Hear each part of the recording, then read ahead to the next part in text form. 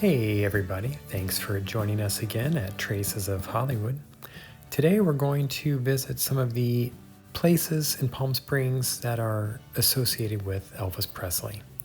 And before we jump into that, I did want to take just a moment to say thank you to everybody out there who has been watching the videos and subscribing.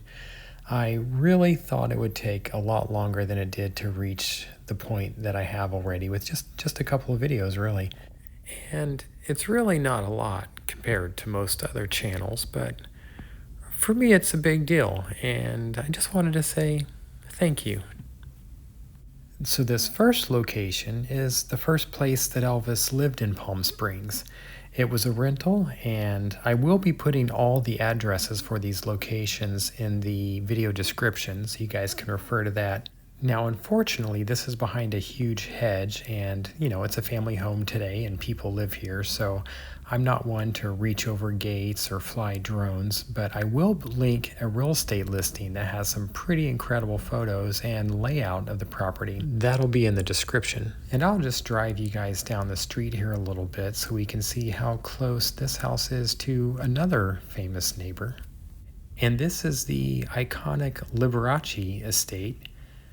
It's clear by the design choices that this belonged to Liberace, and I think that's what makes this probably the most famous of the homes that he had in Palm Springs. And of course, there are the statues, and most notably, the piano-shaped mailbox, which I actually think is pretty cool. I get a thrill out of seeing that. Here's a fun little Tiki-inspired house that I wanted to show you guys on our way to the next stop, which is to the right here as we take this corner. And just past this construction fencing, we'll see the Elvis and Pricilla Honeymoon Hideaway. This is where Elvis famously carried Pricilla over the threshold after they had a secret wedding in Las Vegas. They were here from 1966 to 1967, and this house was listed for sale in 2014 for $9.5 million, and they then lowered the price to just under $6 million, and then it was dropped to around $5 million finally.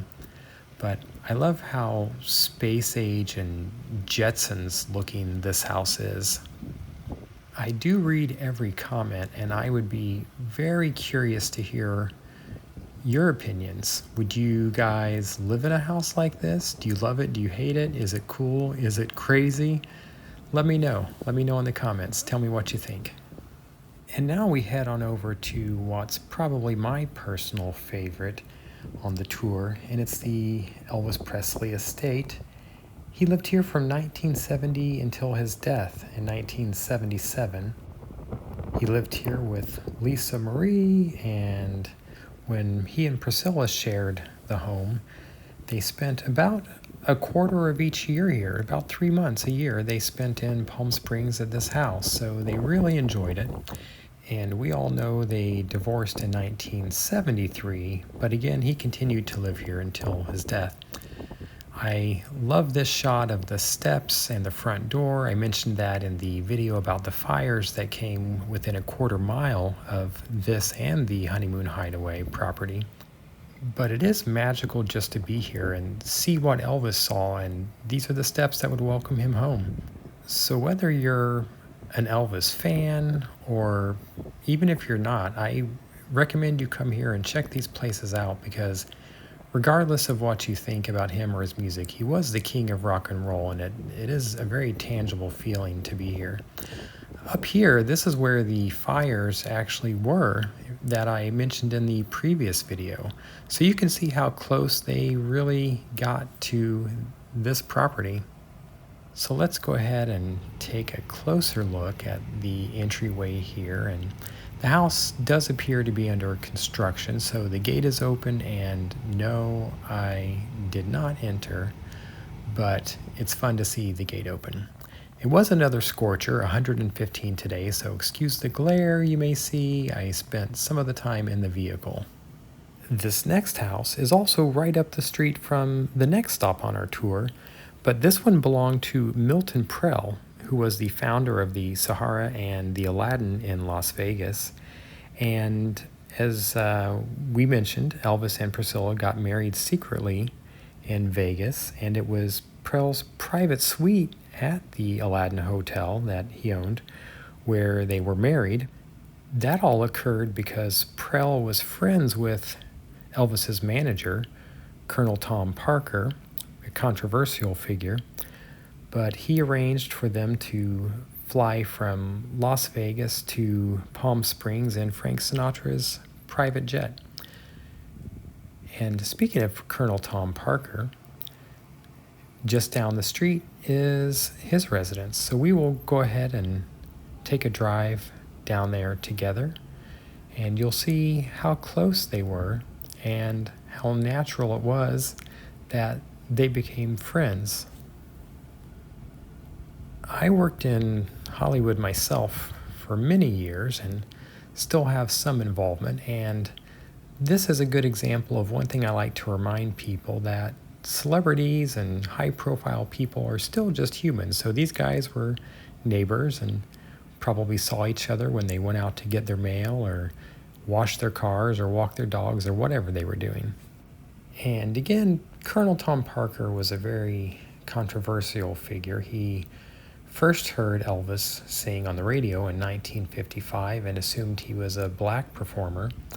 He eventually met Elvis, and in 1956 they signed an exclusive management agreement for Parker to be Elvis's representative. And nobody can argue that Colonel Tom Parker really cemented the legend of Elvis Presley, got him into film, managed his career spectacularly. So whatever you think about him, Elvis probably wouldn't have had the same career trajectory that he did under Colonel Tom Parker. Now, this last stop on our tour today is downtown Palm Springs. Unfortunately, the original building is not there. This is the Hyatt, which is a pretty cool looking building. But what stood here originally was Cy Devore's men's store. And Cy Devore was known for costuming lots of famous people and dressing lots of celebrities. But his costumes were worn by people like Liberace and Elvis, of course. That's why we're talking about him today. But to add a little bit of color to the story, one thing that is not very well known is that some of Elvis's most iconic early outfits, like the oversized jackets, weren't picked out by Elvis personally. They weren't supplied by somebody like Cy Devore. They were actually loaned to him by somebody with a connection to another really famous singer of the era. Johnny Cash's drummer, W.S. Holland, is the person that loaned Elvis these jackets. And you can see in this photo that he has a much larger build than Elvis does. And I know this because W.S. Holland told me this himself. I mentioned I'll be doing a video coming up soon telling some of my own personal Hollywood stories, and I'll let you guys know all about that.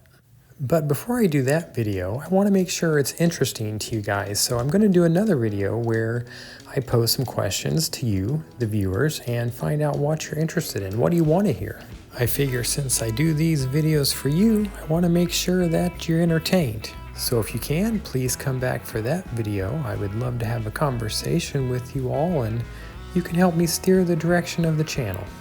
So thanks again, I appreciate you all, and I'll see you on the next one.